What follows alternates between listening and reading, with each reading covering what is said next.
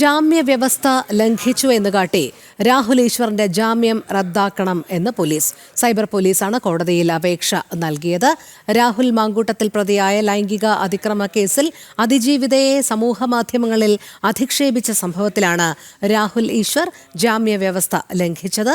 ശ്രീനന്ദ ചേരുന്നു വിവരങ്ങളുമായി. ശ്രീനന്ദ, പറയൂ. രാഹുൽ മാങ്കൂട്ടത്തിനെതിരായ പരാതിക്കാരിയെ സമൂഹ മാധ്യമത്തിലൂടെ അപമാനിച്ചു എന്ന കേസിലാണ് രാഹുൽ ഈശ്വറിന് ജാമ്യം നൽകിയത്. ഈ ജാമ്യം റദ്ദാക്കണമെന്ന് ആവശ്യപ്പെട്ടുകൊണ്ടാണ് പോലീസ് ഇപ്പോൾ കോടതിയിൽ അപേക്ഷ സമർപ്പിക്കുന്നത്. രാഹുൽ പരാതിക്കാരിയെ വീണ്ടും യൂട്യൂബ് വഴി അപമാനിച്ചു എന്നാണ് സൈബർ പോലീസിന്റെ വാദം.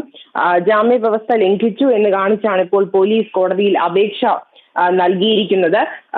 നിരവധി തവണ ഈ ജാമ്യം ലഭിച്ചതിന് ശേഷം നിരവധി തവണ ഈ യുവതിയെ അതിജീവിതയെ അപമാനിക്കുന്ന തരത്തിലുള്ള പോസ്റ്റുകൾ യൂട്യൂബ് വഴി അദ്ദേഹം വീഡിയോ പ്രചരിപ്പിക്കുന്ന ഒരു സാഹചര്യം ഉണ്ടായി. ഇതെല്ലാം കണക്കിലെടുത്ത് പരിശോധിച്ച ശേഷമാണ് ഇദ്ദേഹത്തിന് ജാമ്യം റദ്ദാക്കണമെന്നുള്ളൊരു ആവശ്യം കോടതിയിലേക്ക് പറയാൻ സൈബർ പോലീസ് ഇപ്പോൾ ഉന്നയിക്കുന്നത്. എന്തായാലും അപേക്ഷ ഉടൻ നൽകുമെന്നാണ് നമുക്ക് മനസ്സിലാക്കാൻ സാധിക്കുന്നത്.